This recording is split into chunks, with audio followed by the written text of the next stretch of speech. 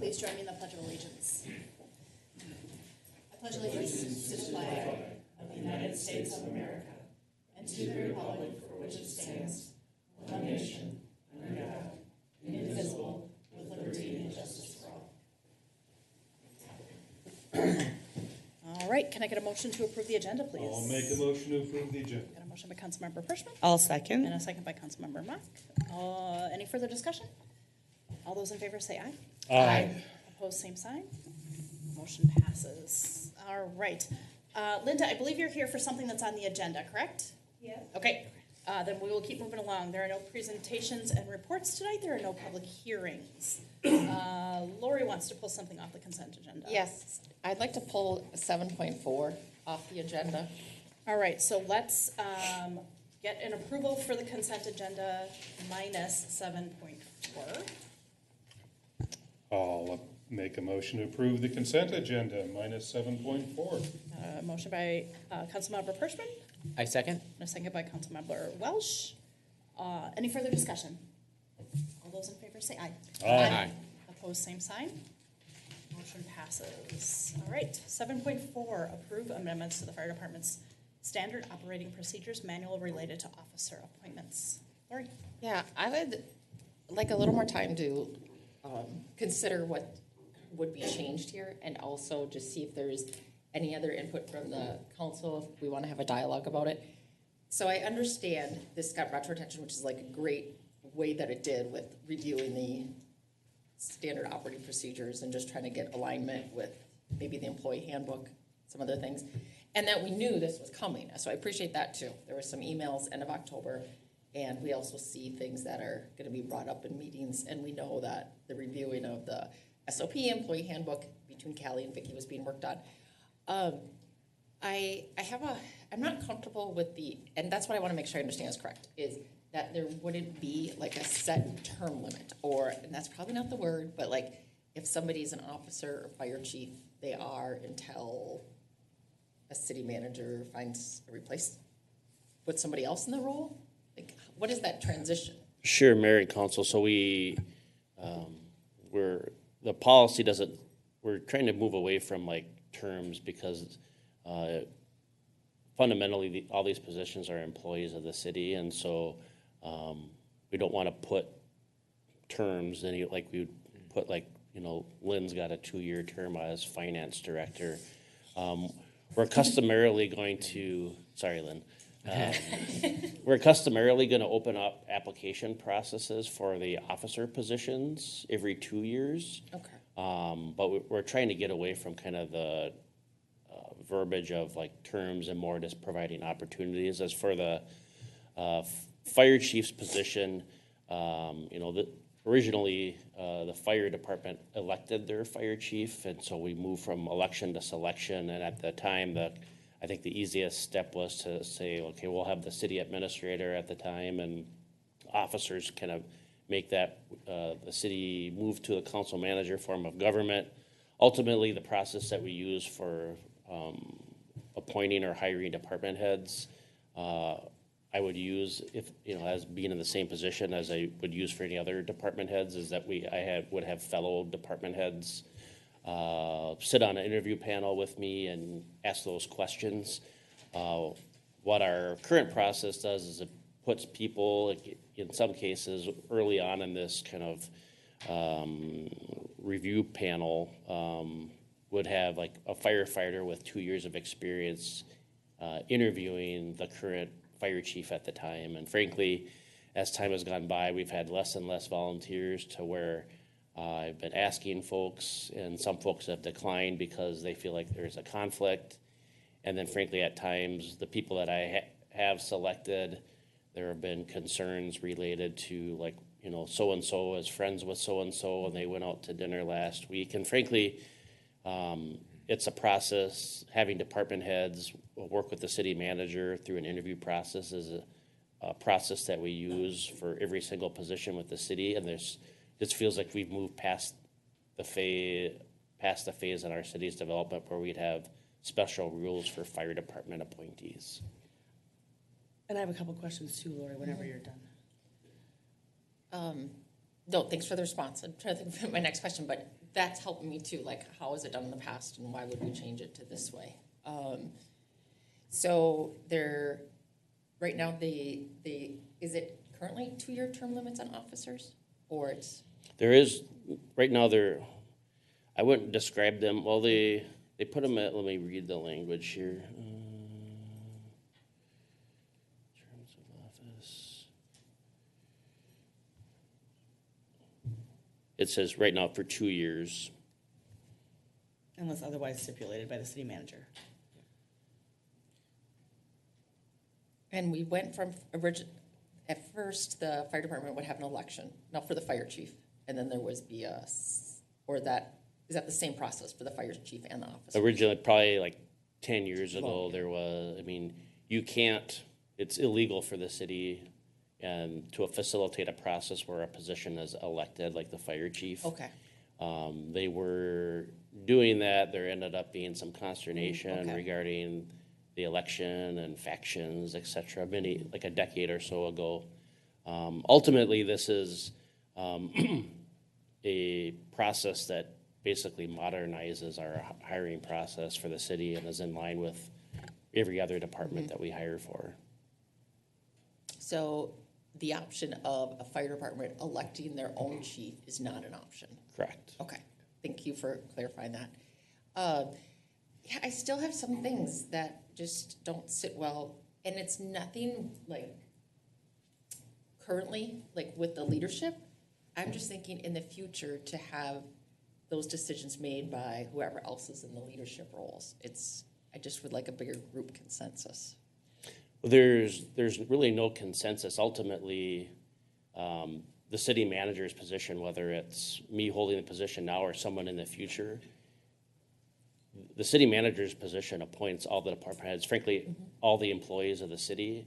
And if the council doesn't like what the city manager is doing, they have the option to relieve that city manager of their duties. But there is frankly no consensus. Like, I'll use Lynn's position. I didn't consult with Kathy and Brenda EFTA to say, should we hire Lynn Schutte as the finance director? I think it was, I don't know, Chad, were you in those interviews? I know Aaron Smith was, Vicky was, I think Dave and Dan Lannis were. And so we cast a wide net, but fundamentally, I don't believe that people that are going to be subordinate to that position should participate in that process. And it frankly aligns with kind of keeping the HR stuff segregated from the council, keeping the council on policy, ordinances, and the human resource and appointments to the city manager's position. And that's what we made the decision to do 8 years ago, right? There was the And it was referendum put on a question vote, yeah, the it was on a ballot. And Yes. we decided, I think by an overwhelming majority, to make, to do the city manager style of government. Yeah. And here we are, and this is absolutely in that job description for employees. I have a few questions here because I wanted You to pull this off also. And Lori, this think might Lori help has you something with to I finish. guess just Let when Lori I'm finish. going to, and Lori, I think maybe when you hear some of my questions, that will bring up some more of the Yeah. discussion I think you might be trying to get to. Yeah. Do you have more questions? I do, and I understand that the fire department, they're employees of the city, but I feel like it's it's layers of, because it's not their primary way of living, or like, it's not their main source of income.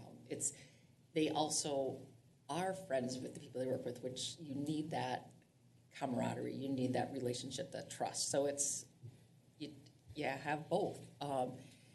Okay, so here's a scenario. If somebody was an officer and then for some reason, a couple years later, wasn't, they still would be on the fire department. Correct. So I don't think of the officers as much as they're employees regardless, but they just have an extra leadership role.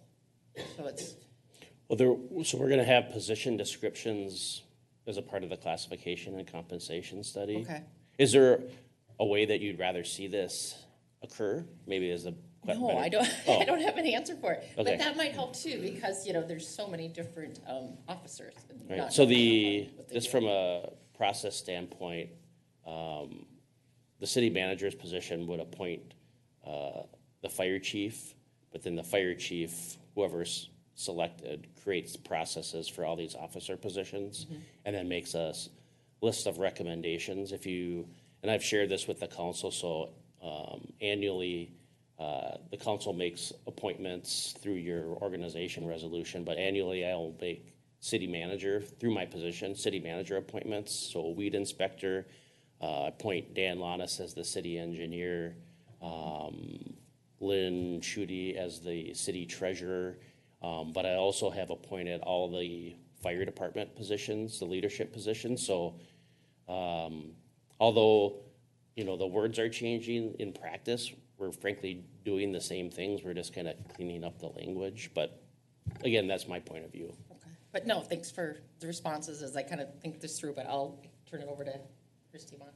All right, I just had a question. So when we're looking at the terms of office here, we have that they're stipulated by the city manager, and I agree with Courtney. We went to the manager style for this, so I think that falls in line. The one other, I shouldn't say the one, there's two other things that I think might need a little bit of work on here yet. So the length of the appointment for the position of fire chief is at the discretion of city manager. I would like to see something about reviews, that they're being reviewed as staff, if they're going to be having these positions that just keep going. And I know that we do that, but it doesn't say that in here. Right. I understand that. Is this we're not being consistent? Like, I give performance evaluations to the department heads. We don't have that written down in our employee handbook that we should give, at least not to my knowledge, to do those kind of human resource type things. But I sit down, including the fire chief, for the past probably 5 years and do an annual performance review. I think your question is spot on, and that need to do that is spot on. I'm concerned about putting in policy, like I would say like day-to-day or annual like human resource activities and memorializing them in a policy, because there are nuances to that, and anytime we'd want to change that, then we'd have to go to the council to change like a day-to-day like kind of workplace routine. Right, but are you saying that our employee handbook, we don't mention that we do annual reviews? I'd have to. Okay. Because if it does say that there, then I think it's appropriate that it says it here also, because I think we do them, so we might as well state that we do them, especially if we're going to have in here that the length of the appointment for the position of fire chief can go on and on. So I think that helps bring out some of that issue of saying, well, is it, not that it's, this Brent's good buddy, he's just going to keep him on here, because we've had some of that, not from you, but there's been some of that undertone at the fire department in the past that we've overcome of the boys club and how that's operating. If I could respond, like two things, like one, absolutely. If we have it in the employee handbook, I would also advocate either they're in both or they're in neither. I would say like this is probably, and I appreciate the discussion the council's having, this is probably the hardest like piece to that is like changing the way that we collectively look at the fire department. Although I have great working relationships with Vicky, Chad, and Lynn and Aaron, no one is making a remark that they're staying on because they're friends of mine. And so we've kind of, through our culture and kind of time and history, we think about the fire department differently, but they are employees, just as part-time employees, just as much as Chad's seasonal staff in the summer. Mm-hmm. And so, I respectfully push a little bit that if you as a council make special provisions for them, that will in turn kind of embolden that group to think of themselves as different than the part-time employees. We should do all the things that we do, but people are getting positions not because of who they know, but it's of what they can do, their experience, their ability to perform. And so I know you're not specifically saying that, Councilmember Mock, but the concept of people getting positions in the fire department is kind of historical reference that, I would ask all of you in joining me and our team to confront and say we don't do that anymore if we ever did, but we certainly don't do it now. People aren't given positions because they're friends with somebody. And I would advocate that our policies need to reflect that. And I think that's 100% correct. I think that there was some of that undertow back in the day, and this helps to take care of some of that. The other thing I had a question about then that goes along with those lines is that the city manager shall appoint all officers, which that is your job because of the manager role that you have, followed up with consideration giving to recommendations for each position by the fire chief. But then above that, it says that there's a scoring system developed by the fire chief in order to rank the folks who are going to be coming on. So I feel that there's a little bit of a disconnect there of saying there's a scoring system, this is how we have it, and yet now we're going to give consideration to the recommendations for the position by the fire chief. It's a fair question. I would say like it's the same process. So, for example, Christine Dahman hired as the new utility or finance and utilities tech. I didn't participate in any of the interviews. Lynn ran the hiring process, did the scoring system, checked references. When I appoint, or the city manager's position appoints the finance director, I delegate the hiring of that team to Lynn in the same way I do Chad, in the same way that the budget and I don't plow the streets or do the budget like I had in the past, that there's a certain confidence, and if there ends up being problems, then I'll kind of step in and say, where are we going? Like, I sat in on an interview with Chad for, we made an offer and they accepted for our new public services tech too. So I'm involved as part of the team. But for me, like providing, like when this position is hiring or appointing the fire chief, I'm entrusting them to set up a process and expecting them to engage with me what their process is and that it's transparent and that it involves a number of people. So maybe I'm reading it wrong. So with consideration, so Callie, who's the fire chief right now, would come to you with the recommendations, and then you make the appointment. Correct. I could. Because when I'm reading it here, it looks backwards, so it looks like you're going to make the appointment, but you're checking in with Callie to see if he's got any comments before you do it. Where it would be he makes the recommendation with the city manager having the final appointment process or giving the final appointment. Well, the fire chief wouldn't make the city manager actually is the only person that can make the appointment. Right, yep. It does give the city manager the ability to, even if there's a recommendation and the city manager at the time has cause to say, we did a reference check, or I'm not comfortable with this for a variety of reasons. What this does is ensures that there isn't any misunderstanding that the fire chief can just appoint on their own, that Yep. even with a recommendation. I think maybe the wording in this section could use a little wordsmithing. That the first thing I thought was the city manager will appoint, but with consideration giving to recommendations. I think it's a little soft on saying, because we have the scoring system and everything, that to me it doesn't read right. It reads that we're going back after I'm going to make the appointment, but I'm going back. He should be providing obviously the information. Then you appoint. We could switch it around where it's with consideration given to recommendations for each position made by the fire chief, comma, the city manager shall appoint all officers. That reads better to me. Okay, we can make that change. All right. Go ahead.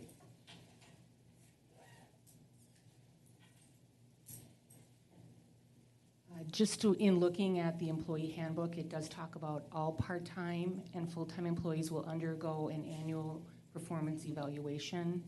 Then it goes on to say some things about their job description, and then it says a copy of that will be kept in their personnel files. Okay.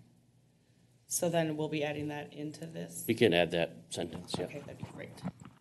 Is it everyone on the department has the review, or just the fire chief and the officers? I know we transact, like from a process standpoint, everyone is brought in for an annual review in the fire department. So we're already doing that by practice. I have one more question. Do the officers need to re-interview every 2 years? Or That's what they have been doing, that correct? is, okay. Yep. All right, I'll make a motion to approve amendments to the fire department's standard operating procedures manual related to officer appointments, including the wordsmithing of item F and switching around that sentence that we talked about and adding the item about annual reviews in there. Yes. I'll second that. Okay, we got a motion by Mayor Johnson and a second by Councilmember Hirschman. Any further discussion? I just want to say thank you. I know this was long for a short thing, but I think it really helps.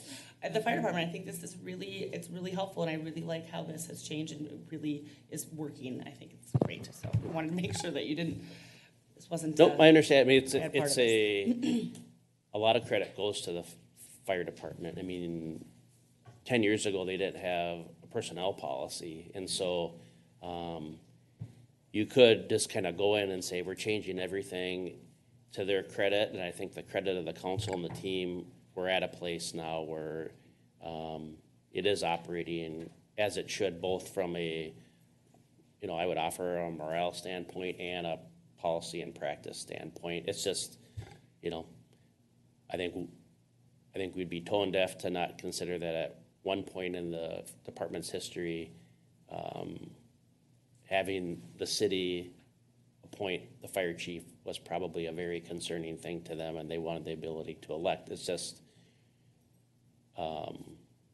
we've moved past that in a lot of different ways, and this is probably one of the last steps. And I mentioned this just for the folks that are watching, but we are kind of decoupling through Vicki and Callie's help, and there are other folks involved, but they're leading it. The existing policy is kind of a collection of both training operations and guides and an employee handbook, which is more HR, and so we're pulling those two documents apart from one another. Again, another step towards kind of recognizing that fire departments have transitioned from clubs probably 20, 30 years ago to departments of the city, employees, budgets, long-term plans, etc. So comments well received. All right, thank you. So we've got a motion and a second. All those in favor say aye. Aye. Opposed, same sign. All right, that motion passes. All right, up next, item 8.1, wild and exotic animal ordinance. I might need those readers. Sorry, Mr. Anderson. Thank you, Mayor and Council. Tonight we have before you a proposed ordinance prohibiting wild and exotic animals. This all stems from a conversation that we had a couple weeks ago as staff. We were asked, or I was asked, to take a look at the city code to determine whether there was any language prohibiting certain non-domesticated animals. There's of course a list in the ordinance, but that list is intended to be non-exhaustive. In other words, the specific types of species listed in the ordinance it's just not limited to those animals, but any other animals that are inherently considered non-domesticated animals would also be prohibited. So it's a relatively straightforward ordinance. I did make a couple of comments in the staff report that I prepared that you have in your packet tonight about how there are a number of cities in Minnesota, including many nearby cities, that have similar language in their city codes. Of course, Carver doesn't. I don't know if that was it for any specific reason other than, we're a very fast-growing community, and sometimes our city code provisions sort of catch up with other cities in that respect, or if there was ever a consideration, frankly. I don't think, from what I understand, there's any history or record of this language being considered by the Carver City Council. So, again, it is a relatively short and straightforward ordinance. There is both an ordinance as well as a summary resolution, which would allow staff to publish, if adopted, a smaller, less wordy form of the ordinance for the newspaper. And we're happy to answer any questions if the council has any. And I think beyond that, the ordinance kind of speaks for itself, but the overall purpose is public health and safety. So, Right. Thank you. Let's see. Before we get to discussing, Linda, I think you came here to talk about this. Would you like to come up? Just do that quick. Okay. Sorry, I know you're pressed for No, time. I'm not pressed for time. I have till 8 o'clock tomorrow morning now. Oh, I've rearranged my I thought it was schedule. 7:45. Good. Well, it We was, could have but I talked for changed another it. 10 minutes I on the changed fire it. department's SOPs.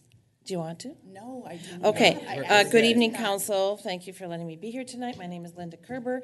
I'm new to Carver. 2.5 years ago, I bought a townhouse up in the Spring Creek addition. And I'm here tonight because I heard that you were going to be discussing the wild and exotic animal ordinance. And I have a concern in my division of 105 townhomes as well, there's many of them up there. Can I only say what I saw? I'm only going to say what I saw.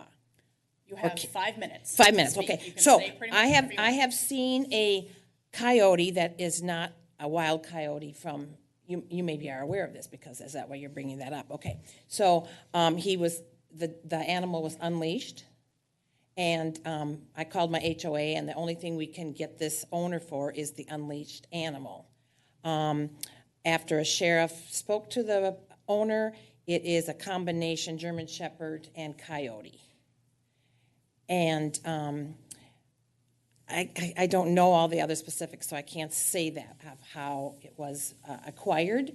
But there's a number of people up there that are concerned about the animal getting loose and the animal coming over to other areas with little old ladies with little old dogs and by the patios and they can't get out and things like that. So, but now that if there's going to be an ordinance, because there wasn't, because I contacted my HOA, I contacted my mayor, I contacted the DNR, and then apparently the sheriff went out.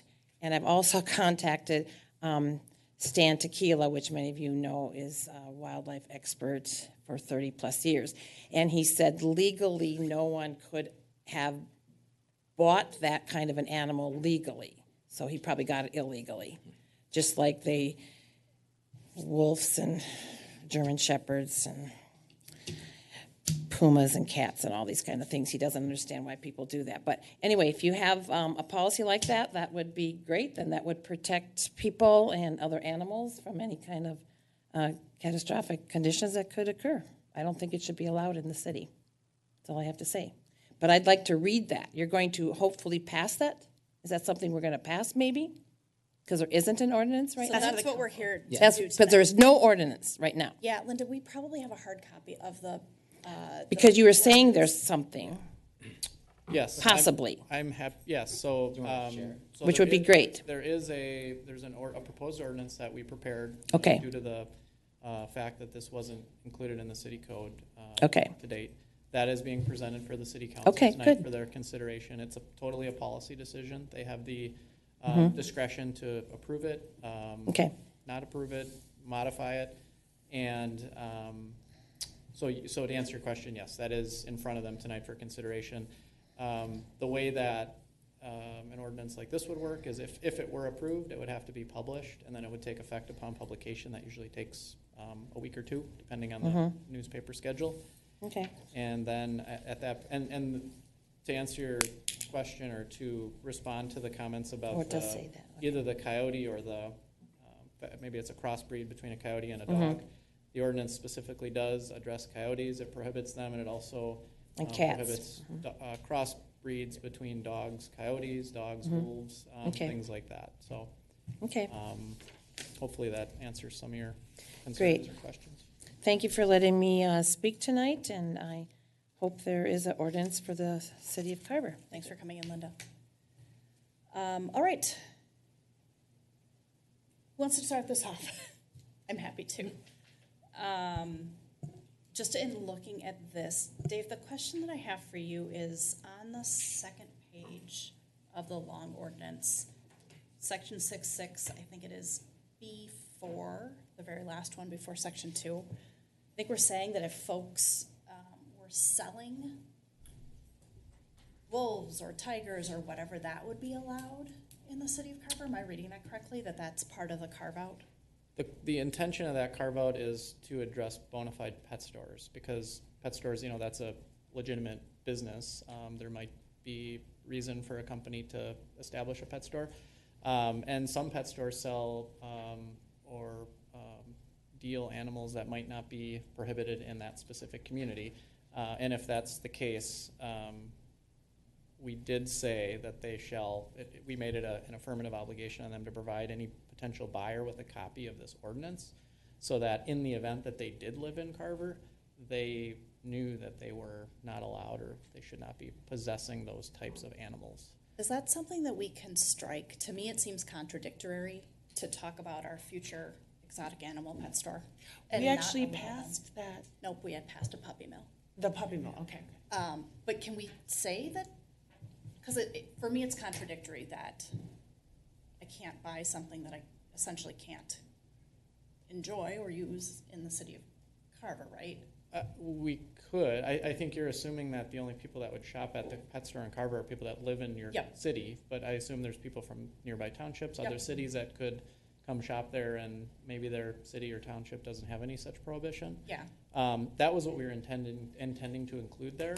But I frankly, I do think it's a policy call. If you wanted to prohibit pet stores from also possessing or selling these animals, even though they do it, responsibly, assuming that they're a legitimate business, I suppose you could do that just under the public health and safety concerns maybe that you might have with those animals being in pet stores. I mean, I think it's a significantly diminished policy because if they're in a controlled environment like a pet store, those people have generally experience in handling these animals, feeding them, making sure that they're, not outside running around. Yeah. But that's I think your call as a council, if you wanted to.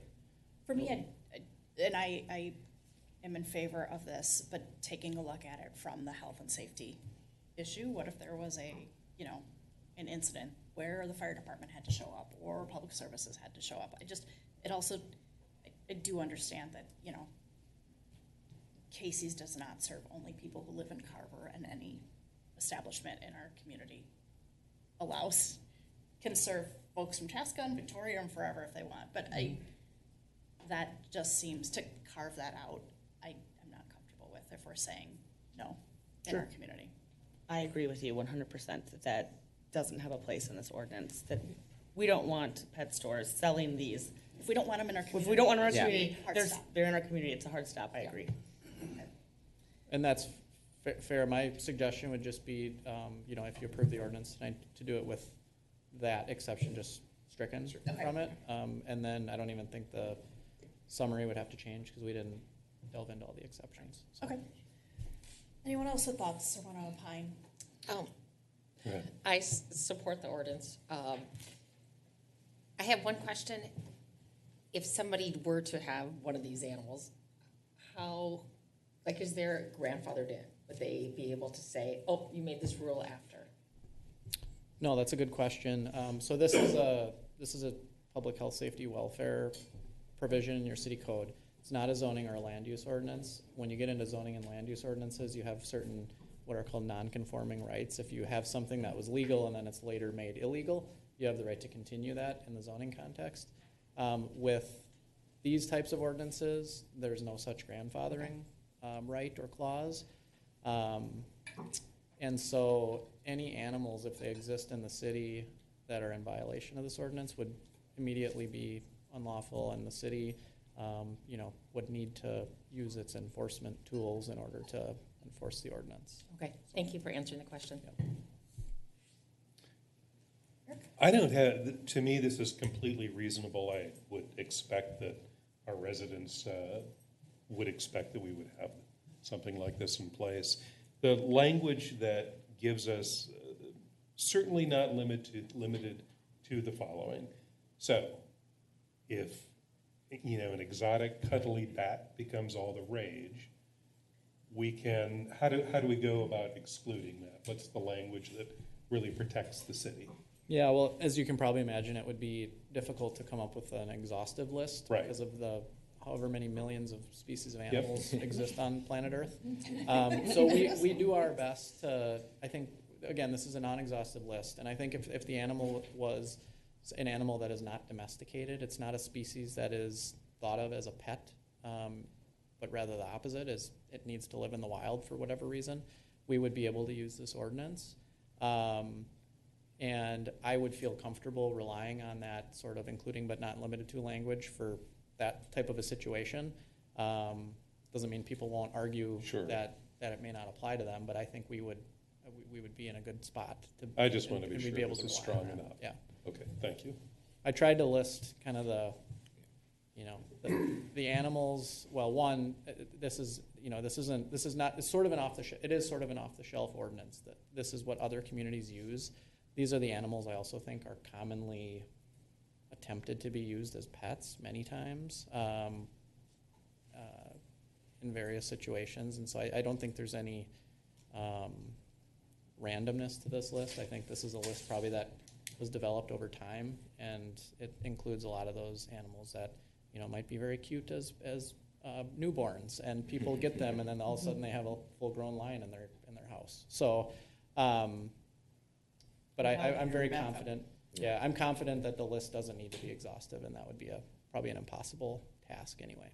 So, Christie? I don't have anything else. Reed? I have a couple things. The first one is on the section 6B, number 3, the zoo.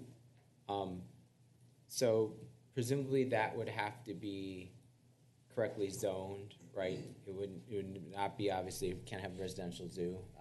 Somebody couldn't just put up a Facebook website and say, I'm the Carver, Wild Animal Reserve, right? And then, I guess that's, yeah. yes. Okay. So you couldn't argue that you're the neighborhood petting zoo, or you have to be a legitimate zoo. You have to be zoned to be able to have those animals and to treat them as if it's a zoo. And I don't know.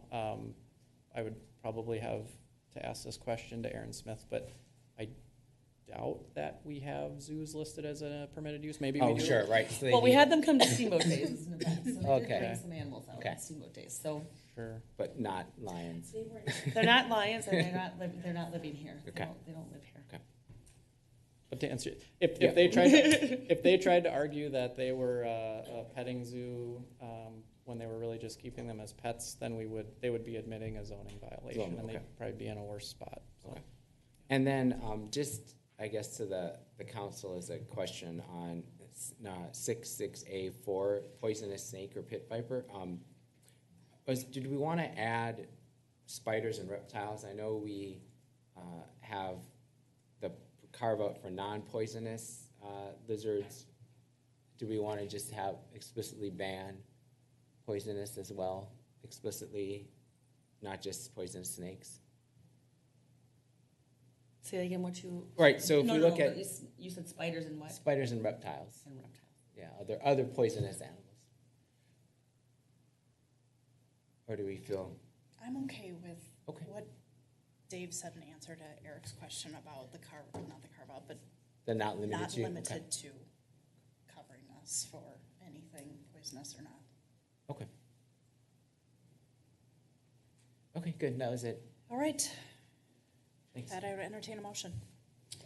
Okay, I'll make a motion, we have two of them right here for this one. Looks like it, yep. Okay, a motion to adopt ordinance number 12-2023, amending Chapter 6, Article 1 of the Carver City Code prohibiting certain wild and exotic animals. I'll second. Got a motion by Councilmember Hirschman and a second by Councilmember Sayre. Any further discussion? No. All those in favor say aye. Aye. Opposed, same sign. Motion passes. And then I'll make a motion to adopt resolution number 146-23, a resolution authorizing the publication of ordinance number 12-2023 by title and summary. I'll second. Got another motion by Councilmember Hirschman and a second by Councilmember Sayre. Any further discussion?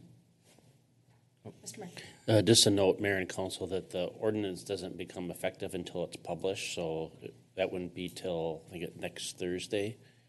So just for those in the audience or those watching, we can't send the sheriff out to any suspected violators until the ordinance is published in the local paper. Right, thank you. All those in favor say aye. Aye. Opposed, same sign. Motion passes. Right, thank you. 8.2, the corridor study adoption, former CASA 40. Well, good evening, Mayor and Council. You've seen this before, so I think I'm just going to keep a healthy clip and stop for some questions here. So what we're looking for is adoption of the Gateways to Carver corridor study.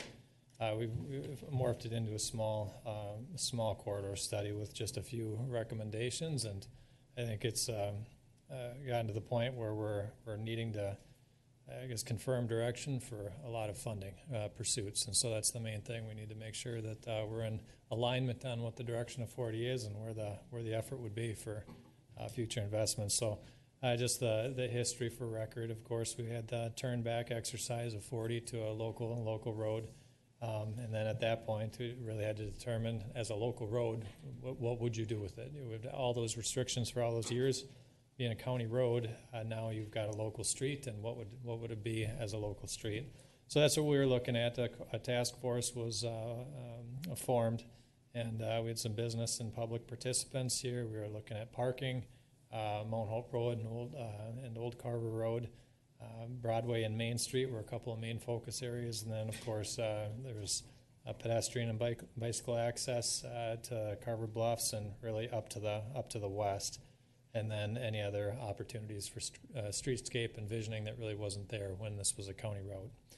So we've had a number of meetings with the task force here back in May 17th. We had the first meeting, which was really about issues, opportunities, general ideas to consider, any feedback that we got, and then we brought that forward into ideas to the task force here. Hearing what we heard, we came up with some ideas and concepts, and we were going to have a meeting 3, but we got to the point where there was enough consensus building about what we should do that we moved it right into some proofing. Of course, there's a few checkpoints here with everyone here, but we took that to the public in August, County Road 40 neighborhood meeting, August 22nd, and then community open house. A lot of folks stopped by the booth here to take a look at what we were thinking.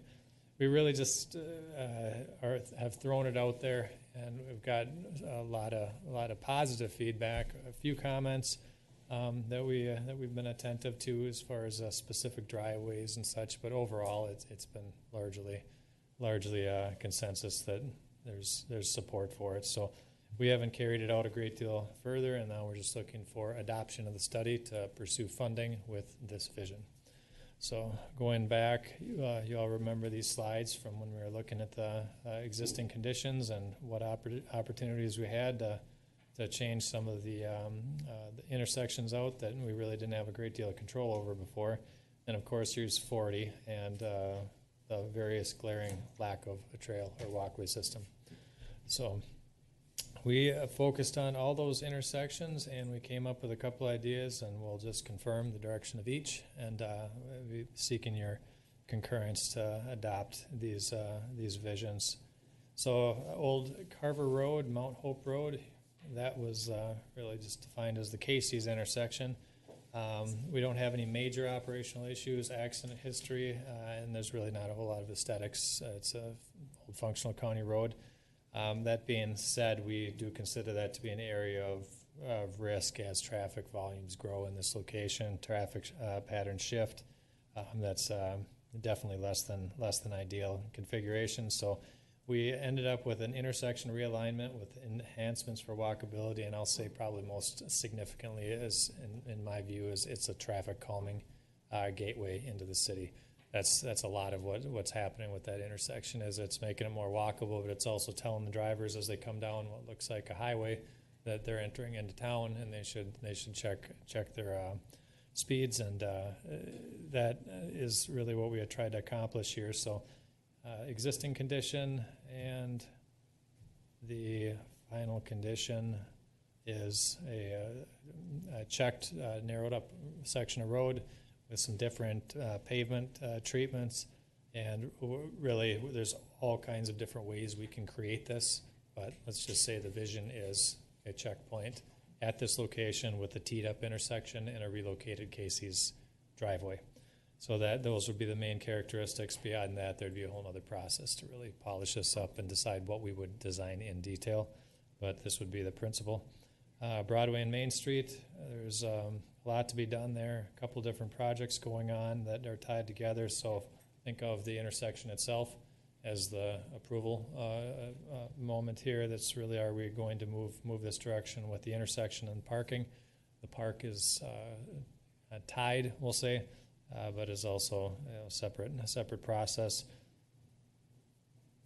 So we have our existing conditions and our vision and where we'd be headed with this. So the main thing that would really be subject to approval is this concept of moving to a one-way with graded parking, directional parking within the existing roadway corridor. Here we're using the width for a different configuration to check that and check that area into just a one-way parking corridor. And also you'll see it's a very kind of walkable intersection that we'd be creating.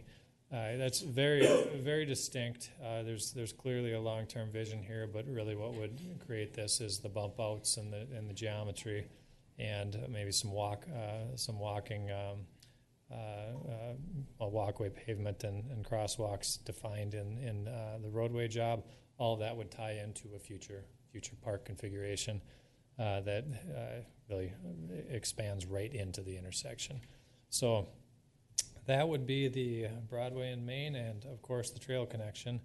Our current condition is there's no trail connection. It's through the park. Parklands, we can't get that easement in the city's name. We'd like to, but it's just not working out. It floods, and then there's really no non-motorized route on the west portion of the city. Going down that road with young kids and bikes or strollers, it's just not an ideal condition. For a walkable community, we certainly would note this as a gap in your system. So the improvement goals and considerations were a multi-use trail extension. Some of the feedback we got was about speeds. This would sync up with that concept of changing the character of that roadway from a high-speed rural county road to semi-urban, narrower lanes, trail system, lighting, kind of what you experienced with 6th Street. It's similar, not quite as robust as what was done on 6th Street, but just the urbanization and the trail would change the character of the road quite a bit with some lighting. So those are the three major elements here. We've got some maintenance improvements as well tied to the county dollars that we have available to us to improve some of the failing pavements and such. That's not to be forgotten that would be part of the vision is take care of what we need to take care of from a maintenance perspective, but we also have some money set aside for that from the county. And of course, here's that urbanization on the one side of the road in the trail addition. It's a very, very challenging section of trail. It's a very expensive one to try and get in the ground. So this is one that would have to really, really take some perseverance to say we're going to get this done one way or the other. It's going to be funding pursuits. It's going to be all kinds of effort to try and build at this and build towards this one step at a time. As funding becomes available or as partnerships can be formed to get this accomplished, which is also on the county system. So the next steps, we study adoption, which would be sought tonight. And then after this, if there's consensus on the vision, this would form the funding pursuit plan for however many years it takes. And we may not be successful in either of the funding applications. We might get one of two. We're going to have to take things as they come, form up plans based on the funding that we can put together. But we with this vision would go after what we can based on what money we can assemble. And so there'll be different prioritization discussions that occur as we're able to receive funding. At that point, we'd say, all right, is this intersection first? What can we build from the trail? We're going to have to get into priorities after we get some additional money available for this corridor. There are a couple of upcoming ones that you're going to see in the near future. Local Road Improvement Program. Heard a little bit about that, and of course, Metropolitan Council regional solicitation. That would be largely for the trail system. Grant applications are coming up here in December, and notifications we might hear as early as spring, but then by summer we should have a pretty good feel for how successful we were. And then at that point, we'd have to set project delivery and really some prioritization discussions based on what we have in front of us. So this is going to take some time and perseverance, and this is the beginning of it, is deciding, is this what we want to do? So just seeking your concurrence on the vision and adopting the study tonight. Any questions? Great. Comments or questions? Eric? Yeah, I do have a question, and maybe this was part of a different discussion. Did we ever discuss the connection between at 40 and County Road 61? As you're leaving town, you've got to really kind of awkwardly turn your head to the left to make sure you're not going to get hit by a bus. Yes, we did. That is actually in the city of Chaska, and it would be subject to some modifications with the corridor study and corridor modifications on 61. We do expect changes on that. We expect a 3-quarter likely to be introduced into that, but it would not be actually a city leg, technically speaking. Got it. Let's see here if I have that up here. Yeah, the red up there is in Carver, or Chaska, I mean. That was my question. So outside of that, this is one of those things, again, for our audience, we've talked about in a lot of meetings. I'm really excited about some of these changes. So I don't have any questions. I support the changes. I have just one feedback, and I like the concept, support it.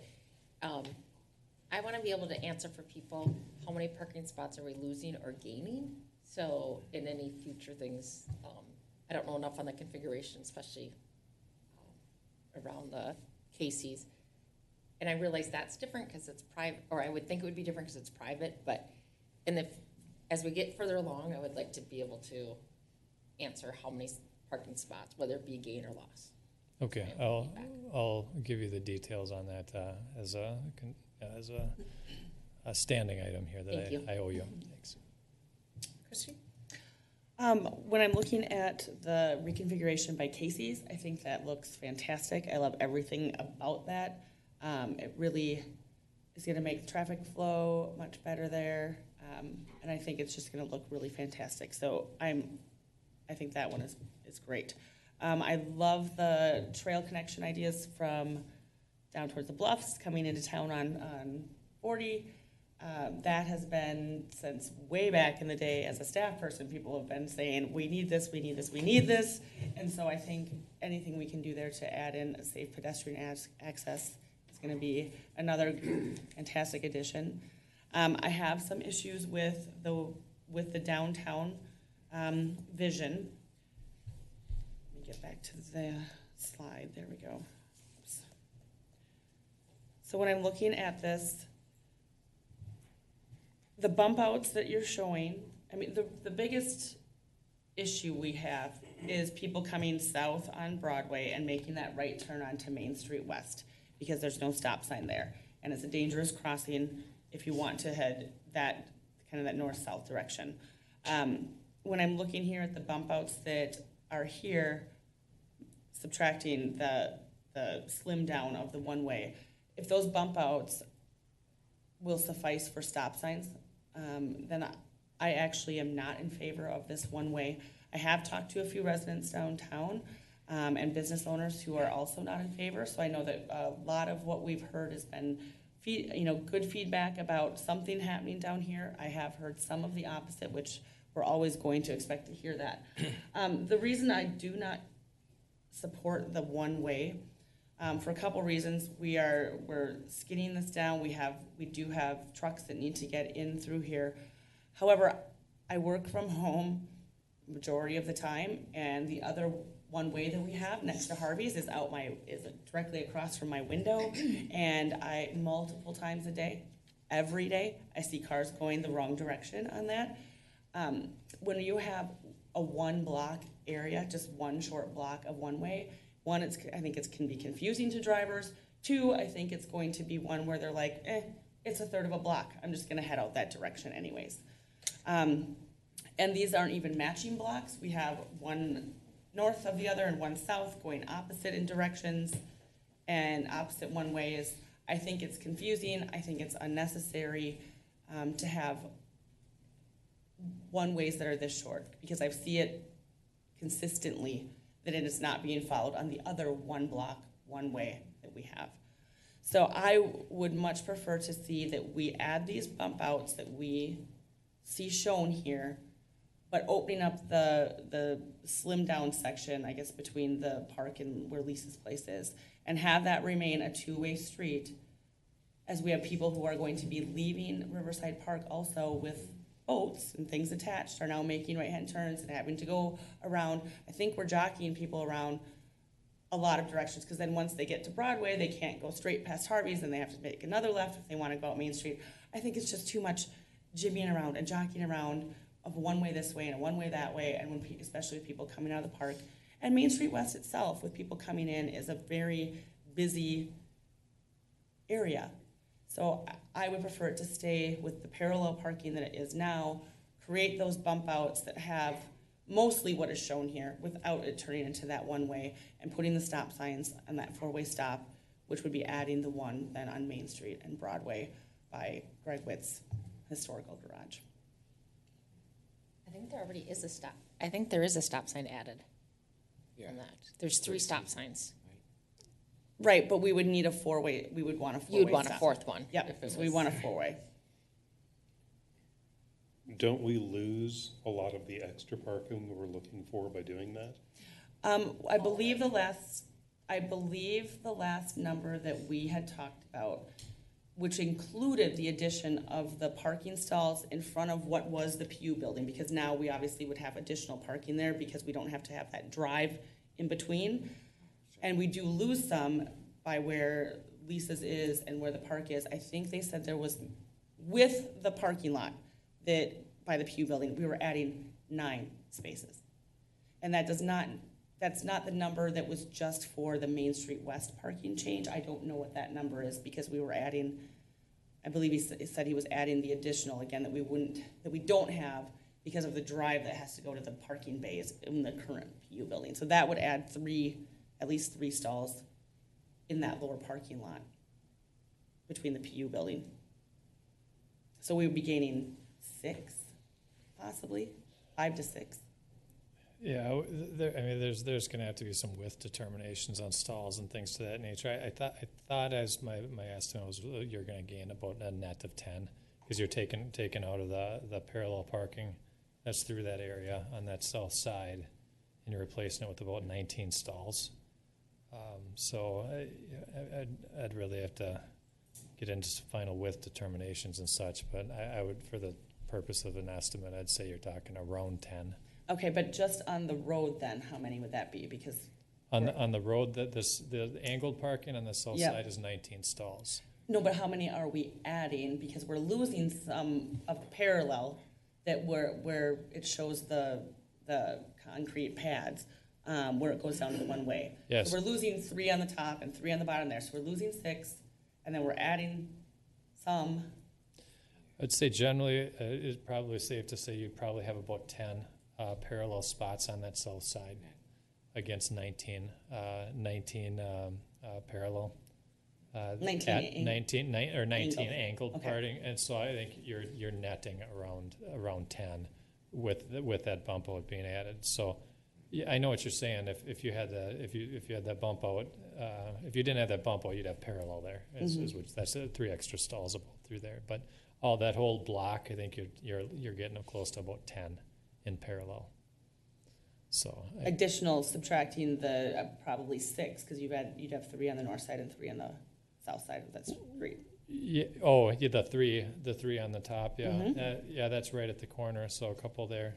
Yeah, I mean we could get maybe if we got rid of the bump out. That's assuming that we would have those if we still had a bump out there. So that's where some of the details get in there. Because if I still choked that down for a ped crossing, I'd probably lose a stall there. But yeah, let's just say 6 to 10. Okay. Depending on how it's designed and whether or not we continued to have a bump out there that would choke off some parking for parallel. Sure. All of those would be variations. Okay. And then it adds a few again in the parking lot that's down by where the old PU building would be at this point. I don't know if- Eric, did you have another question? No, I don't. That answers the question. The exercise we went through was to, in large part, to talk about how we could make easier parking and more of it, and that angled parking is arguably easier parking. I understand the concern of a small one-way, but this accomplished that goal. So I'm still in favor of this layout. I understand your concern, but I'm in favor of what we have in front of us. I like this layout too. I think the way we went about coming up with this is, and as Dan said, we were really specific about the community members that we would get the feedback from. It's the people who own businesses, it's the people who live down here, it's the people who travel down here. I like it. I know there are conversations on parking, and parking is something that's really hard to gain in a historic downtown, so I think we need to start thinking outside of the box. Your comment about one-ways going in different directions, I think if you go in large cities, that's how it works. One block goes one way, and then the other block goes the other way. I think to get net 10 new parking stalls out of this is great. Will there be a learning curve? Will it cause changes in habits? Yeah, absolutely. But I primarily like it because of the parking, but also the ease of access of crossing the street on that eastern side of the road, for those of you who can't see that I'm pointing to my screen, because that's going to be a park. And I, thank you, Dan, I envision that with most parks come little kids, and little kids who are very quick and might not necessarily be looking both ways. So I like the idea of narrowing that down to allow for a safer crossing, the safest crossing that we can plan for, literally. Okay, so I will say though that when I have been in more metropolitan areas, they generally, in my experience, you don't have just one block of one way. It will at least go on for a few. If we go forward with this, we are going to probably have the same issues with people driving the wrong way because they want to. So be aware. My other question is, and to say that we have 10 stalls, I think I don't want us to say that that's a hard number, because we just said 6 to 10 stalls because we don't know for sure. And I agree, parking is always a premium, and I've always been an advocate for how we maximize our parking in the downtown area. I still find that this, in my viewpoint, and some of the other, I appreciate all of the people who helped out with this visioning planning, but it is a section of people. Okay, so there's always going to be people who are pro and con to anything that comes forward. I have one other question outside of that. So when we're talking about funding for this, how are we looking, maybe this is Brent, how are we looking to fund this in pieces? What does that mechanism look like for us? Well, we wouldn't necessarily fund it in pieces. The parts of the general financing plan would be in pieces. So if you think about it as ingredients in a recipe, we already have one ingredient from the county with the turnback funds. Okay. We're looking to add the LRP funding. We're looking to get Met Council money. And then based on that, I would say no matter what, there's going to be a range, depending upon the funding, there's going to be a range of bonded dollars that the city is going to need. We have a placeholder in our long-term financial plan. Part of the, frankly, thing we'll have to work through, and Dan and Aaron Schmidt are already working on it, is even if we got all the funding right away, there's going to probably need to be some coordination with, when the Miriam Junction Trail project comes across, because I don't think we'd want to do this project right before Miriam Junction happens and have all that heavy equipment over it. But in essence, there's 4 main parts. It's to the funding. It's the county turnback dollars, the LRP funding potentially, the Met Council money potentially, and then bonding. And so,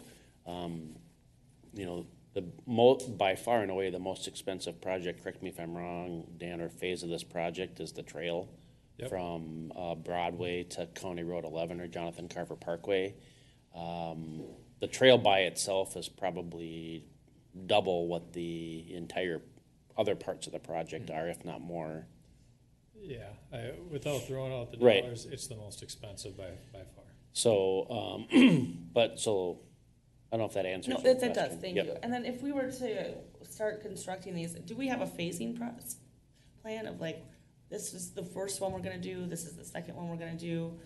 Have we, No, we would do it all at. it would be all at all once, at that's the once. plan, is to do it Yeah. all at the same time? Yep. I mean, if It's a lot of there, construction. I would say the only thing that probably could be like as a placeholder removed is if we didn't get money specifically for the trail, then you would leave the trail, but, you would do, I mean, part of, we're focusing on the intersection treatments, but there's mill and overlay, there's probably some miscellaneous stormwater, work that we would do in certain areas or ditch work depending upon the area. But it would be most cost effective for the city to bid it out as one project. It's just, the trail is such an enormous phase of it that if you don't have funding, you might pull it out and just do the rest. But there wouldn't be any other combination other than trail or no trail. Okay, thanks. Yeah, just, we've seen this at the planning commission, so again, this isn't my first time seeing this, and I was at the open house at the Public Works, so I've got I've seen this multiple times as well. I think one of the ideas we threw out on the planning commission was possibly making Mount Hope a one-way coming down there. My head's gonna explode.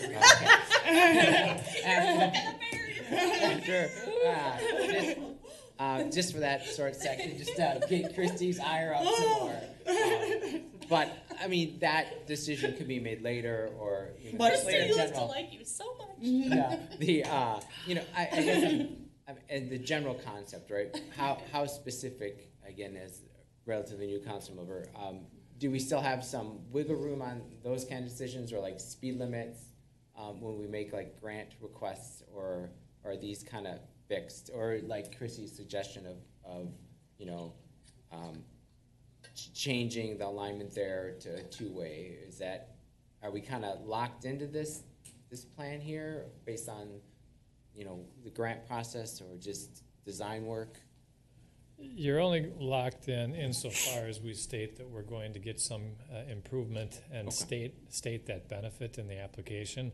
So if we're suggesting walkability or something to that nature, and we take out a walkability element of the, then you start getting into, well, what did you write that in your grant request for? So as long as it doesn't fundamentally alter the intent, I mean, this still is a city project and city-led effort. So I do hear Christie's comment about, like I said, on Main Street going east there, right? That's into Riverside Park, right? So then, how much traffic do we know, right? So is it, like you said, that traffic would all diverted onto Oak Street there? And I know we just had a work session about, is parallel parking on both sides of Main Street East there? Are we going to run into the same issue that we just had on Creechy Hill with trying to get the fire truck? I guess they probably don't need to get to the park very often, but just...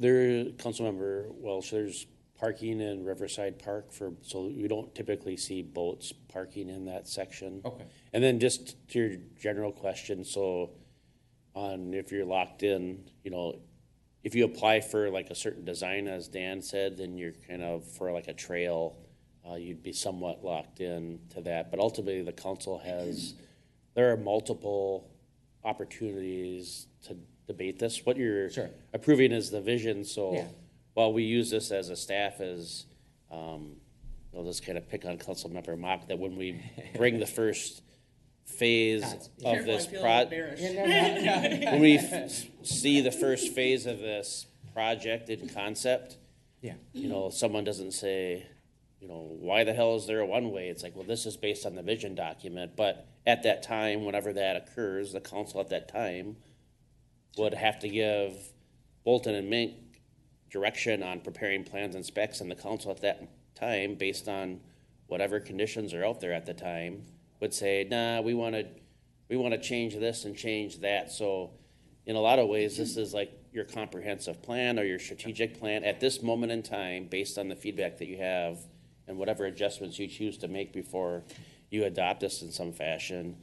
this is the direction that you're giving staff to prepare for this future corridor. So we're gonna apply for grants using this corridor.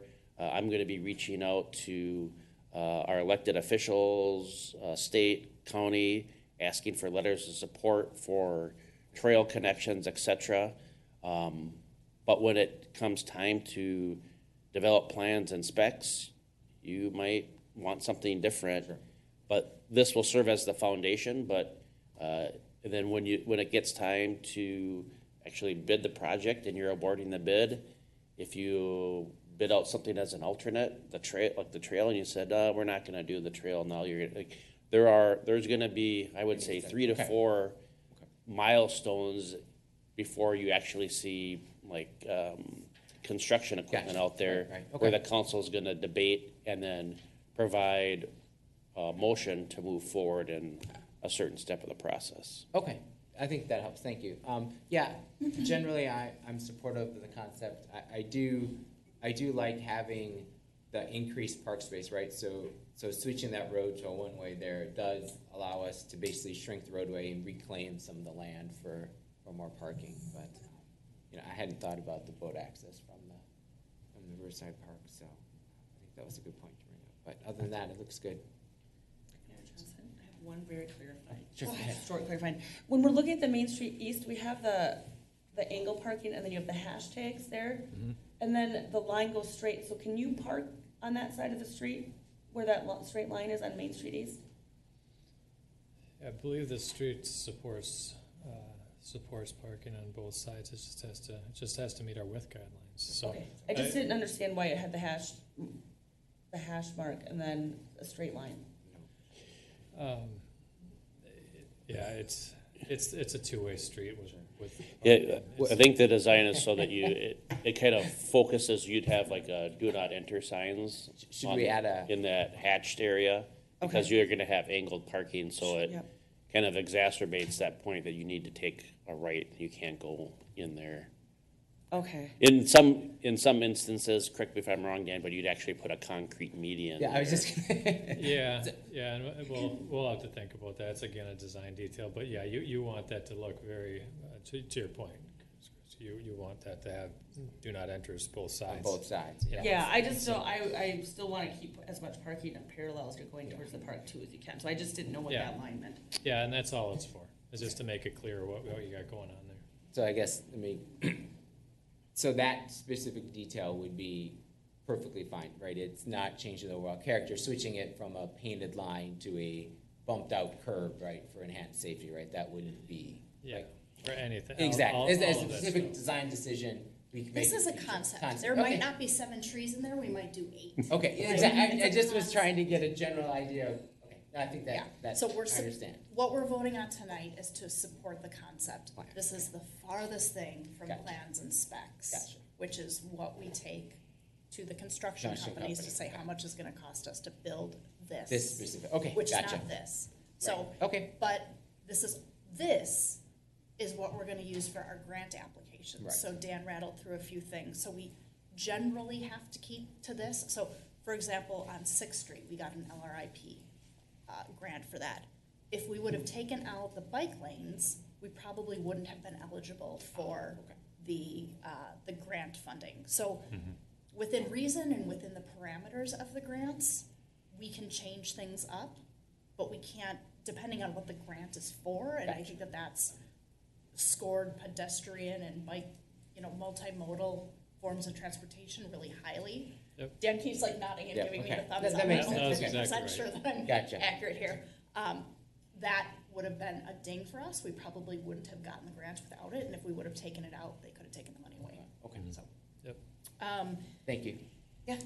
I like this a lot. I had the opportunity at the Public Services and Fire Department open house to sit with Aaron and the engineering team a little bit and to hear from folks and to kind of show them. People love the idea of the trail out County Road 40 to Jonathan Carver Parkway. That's, there are a lot of folks, in the bluffs and a lot of folks who are looking for circular kind of riding routes or biking routes in our community that are gonna really appreciate that. They loved the Casey's intersection. I talked to a couple of folks who live in, what is it, Eagles Ridge? We just redid that. What is Eagles Nest? Isn't it Eagles something? That neighborhood that's Skyview Lane? Eagle Ridge. Eagle Ridge, see? Yeah. I was right. Eagle Ridge, they loved that idea because they were really familiar with that intersection when I said you've got to turn your head around like you're an owl. And they loved downtown, so I didn't hear any negative feedback. So I appreciate this. My one question, and I understand it's not related to approving the concept plan, but when you talk about the Met Council money that we might be trying to get as far as a grant, is that related to the TAB funding? Yeah, it's federal. Yes, it's the Met Council the money same thing. is federal, yeah. But Met no, Council tab is tab is a different, that's a different source. Okay. I'm sorry, there's a tab on the Okay. Met Council. I know you'll shake Transportation all the Advisory. trees. I'm just curious if TAB has any opportunities too. 'Cause I know- The, Yeah, the Met Council money that I think we're targeting is specifically related to the trail, so and we've also engaged Carver County Parks because they've identified this as a regional corridor that eventually gets to a regional park, I think near Waconia. And so, but I'm not aware of any like transportation or street money that we can get from the Met Council related to this project. Is that correct, Dan? yeah, I believe you're talking about a specific grant, are you not, the TAB or is the Transportation Advisory Board? Because Yeah. there is a grant that we looked at that we found that Carver wasn't eligible for, and I believe it was transportation, I can't remember, there's so many right now. Yeah, I know. But yeah, Okay. but we can certainly debrief you on anything that we're looking at. You guys do a great job of trying to get us in line for whatever money's out there, so I appreciate that. Thank you. Thank you. We try. All right, if there's no further discussion, I'll make a motion to approve the corridor study of the former county state aid highway, CASA 40, future vision and improvement planning. I'll second. Motion by Mayor Johnson, second by Councilmember Pershman. Any further discussion? I would just like to say that I'm in favor of 2/3 of this plan. I We weren't enjoy- clear on that. Nope, but I just want to say that before we vote, that I do appreciate all the work that went into this. The majority of this plan I am fully behind, and we know that there's parts of it I'm not. All right, all those in favor say aye. Aye. Opposed, same sign. Nay. All right, Vicki, can you do a roll call vote for us, please? Councilmember Welch, Aye. Councilmember Mock, Nay. Councilmember Sayer, Aye. Councilmember Pershman, Aye. Mayor Johnson. Aye. All right, motion passes 4-1. Hey, I just have a question going back, sorry, Dave, to the wild and exotic animal ordinance. We had talked about carving out, eliminating that one carve out, but I don't know that we said it in the motion. I Can that did- be assumed? Was that assumed? I didn't hear it in the motion. You can certainly, but when the motion was being made, I was reading the summary, so I didn't catch it. Oh. I assumed Okay. you had, but if you didn't, Should we do it again you for can good certainly measure? do a motion. Yeah, I think what you could do is a motion to reconsider that matter and restate the motion effectively in one action.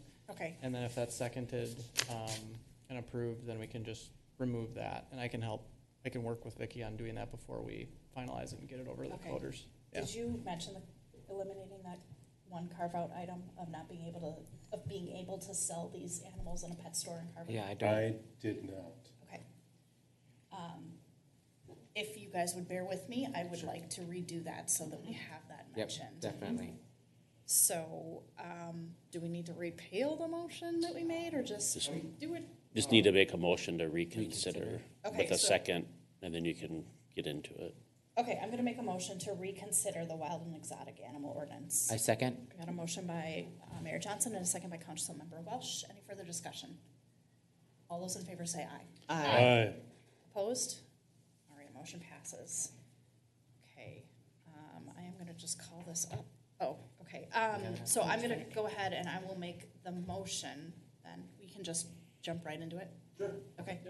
I'm gonna make a motion to adopt ordinance number 12-2023, amending chapter 6, article 1 of the city of Carver code prohibiting certain wild exotic animals as presented, but with the exception of eliminating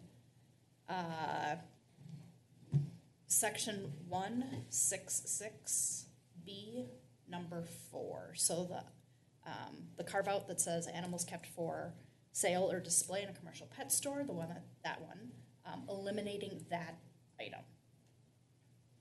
Clear as mud, Dave? Is that good? Perfect. Okay. I'll second. Okay, motion by Mayor Johnson, second by Councilmember Hirschman. Any further discussion? All those in favor say aye. Aye.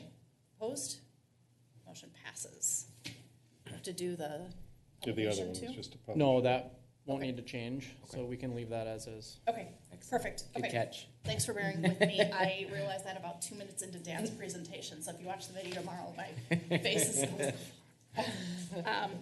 okay, this now begins the cardio portion of this evening, because we're going to go to a different room to do a closed session, come back, open up, go announce we're gonna do another closed session, and go back. Okay. So it's a little back and forth, Vicky, but that's how we are going to be doing it.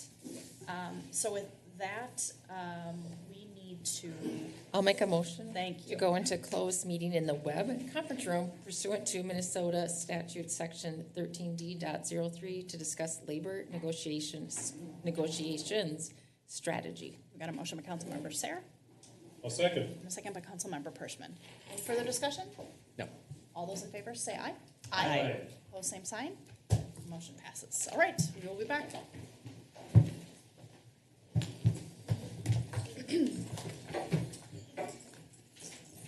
All right, like, here.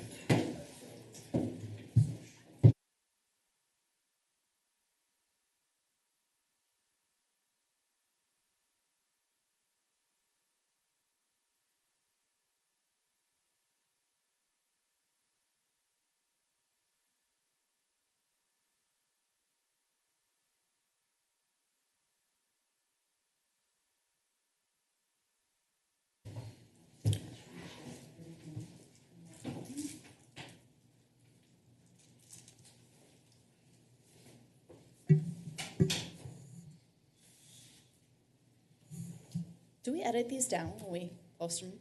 No, they just show a screen that says the council's in closed session. Okay. All right, I see the on-air light, and I got the thumbs up from Vicky, so we are back, but we are only back for a few minutes because we have actually 2 closed sessions this evening. So, let's see. I need a motion to go into closed session.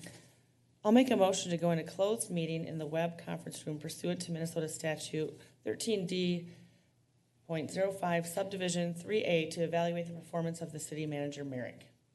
We've got a motion by Councilmember Mock I'll and second. a second by Councilmember Pershman. All those in favor say aye. Aye. Opposed, same sign. Motion passes. You don't have a first name, right? I was like, Merrick.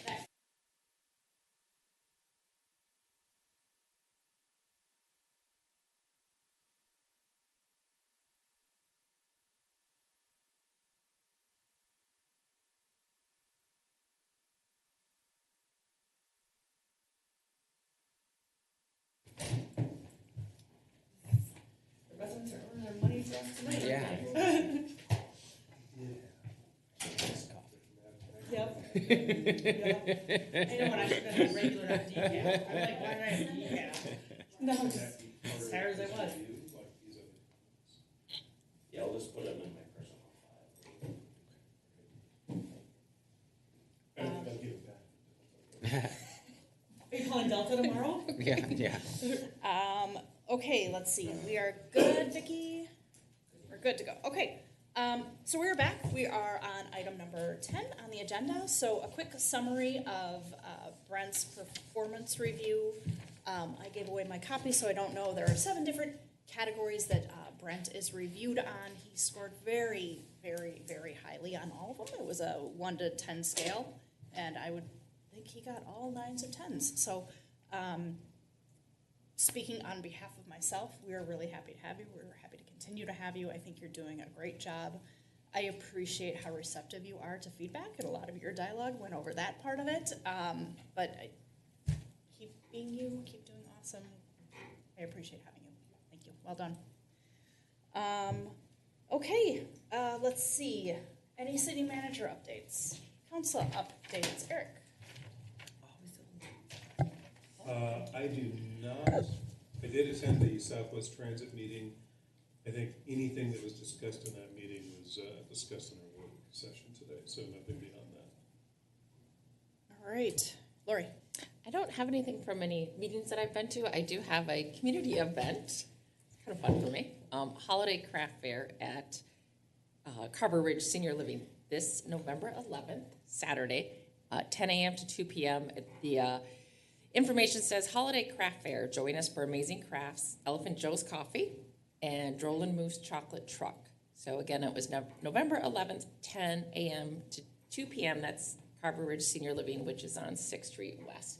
And a lot of the residents are really good artists. So there's actually some pretty unique things there. So, All right, Christy? Two things. One, our HPC meeting for this month is canceled. And then this Sunday is the Carver Lions Sunday brunch, and that's on the 12th, yep, and it's downstairs in the community room at 9 a.m. to 1 p.m. And it's, I won't go through all the pricing, but there's lots of good food. It is such a wonderful breakfast, so please come down and support the Lions and get really full. That's all I have. Awesome. I don't have anything, Courtney. All right, a few things from me, more than a few things from me. I'm sorry. Veterans and first responders are free at the Sunday brunch. Sorry about that. I knew there was one thing. So, In summary, if the Lions are cooking, don't miss it. Regardless of if it's breakfast, steaks, pork chops, don't miss it. Speaking of the Lions, my first update is I was invited to the Carver Lions 50th anniversary. Carver Lions have been around for a really long time. So on October 18th, we celebrated their 50 years. Good program, lots of recognition. There is one remaining member of the original. one who's active, yeah, who's a founding member of the Carver Lions. So just really cool to see. We had a Carver County Mayor's meeting. I've shared before that that's part ideation, and we're dealing with this. How would you deal with it? And another part support group amongst my peers. Trunk or Treat was Sunday, October 22nd, another Carver Lions event. And that was really great and super fun, and just the quickest 2 hours of my lifetime. Lots of really cute kids. Brent and I visited with representatives from Metro Cities a couple weeks ago. Lots of stuff to update you all on since we had 3 weeks between meetings. But they kind of gave us an update on what is going to be their legislative priorities and what they're working on. So, Minnesota Mayors Association meeting last Thursday. The meeting that I had alluded to that I was a little bit late for a meeting here. I spoke to fourth graders at Carver Elementary. And if you ever get the opportunity to speak to school classes, especially elementary schoolers, it's equal parts you feel like a rock star, and then it's equal parts humbling.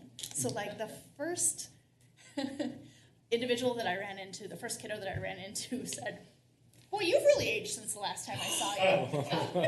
Oh, from the Multi Babes, right? Mm-hmm. And then another kid said, "Is your job really stressful because you have a lot of white hair?" And then there was a question. They all had prepared questions. And one question was, "Do you get recognized when you're out?" And one little girl goes, "I've seen her at the bar." Wait, you're both at the bar. Yeah, wow. So really cute. But then, there was a whole class that wanted my autograph, so I signed a child's arm. And then another little girl said that she appreciated me being mayor because she thought that representation was important and seeing a woman in the role was important. Oh. So, again, equal parts humbling and makes you feel like an absolute rock star. And then I think the only last thing that I had here. Oh, I do have your 2 truths and a lie. Are you ready? Oh, sure. Okay, the last thing that I have is today's Monday. Yesterday, I participated in a Diwali celebration. Are you guys familiar with Diwali? Yep.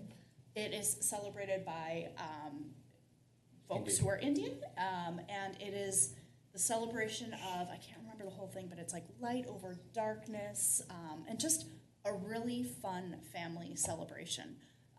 One of our residents reached out to me and said there is a very large population of Indian residents in the city of Carver, which I knew from door knocking last year, and invited me to go along. And they were just the kindest. They lent me a sari to wear so that I'd asked, cool. "What do I wear to something like this?" And they were like, "Just come on over. We'll figure something out for you to wear." But the food was great. The entertainment was great.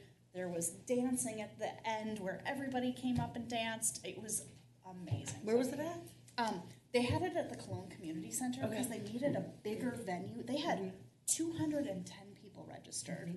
And so they needed a place that had a stage and a sound system, but also like a place to eat. So that was the closest that they were. And they kind of pulled it together in really, really short notice. So that is all I have. But Reed, Okay. after the Here you last go. meeting, Yep. as you guys all know, we do 2 days in life for everybody who's new. After our last meeting, which was a little bit of a stressful meeting, you two came out and you're like, you forgot Forgot, to yeah. introduce the lie. So I put it on my note here so that I Alright. would not. Go ahead. You ready? Okay. I have a black belt in Kung Fu. I've been on vacation to Australia, New Zealand, and Hawaii. And the last book I read was a Percy Jackson novel.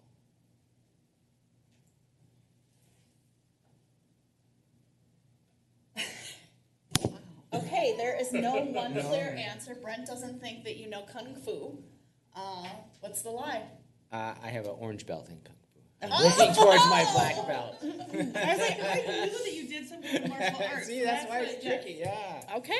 Yeah. All right. Well, now you are officially part of the Thank group. you. Welcome Thank you. aboard again. With that, I would entertain a motion to adjourn. I'll make a motion to adjourn. Motion by Councilmember Pershman, I second. second by Councilmember Welsh. All those in favor say aye. Aye. Opposed, same sign. Motion passes. Good evening.